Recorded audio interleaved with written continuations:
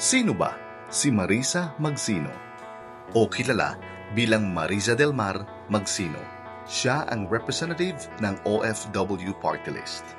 Dating artista noong dekada 80. Naging leading lady ni Lito Lapid, Jingoy Estrada, Ramon Revilla, Anthony Alonso, Rudy Fernandez, Christopher De Leon, Philip Salvador at maging sa international movies. Naging leading lady rin.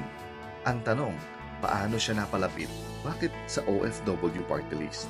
Noong may shoot sila sa abroad, nakita niya ang sitwasyon ng mga OFW. Kaya napalapit ang kanyang loob sa mga OFW. Nakita niya ang hirap na dinaranas ng mga OFW. Kaya nung umuwi siya ng Pinas, nagtayo siya ng Buhay OFW TV show. At tinayo na rin niya ang Buhay OFW Foundation.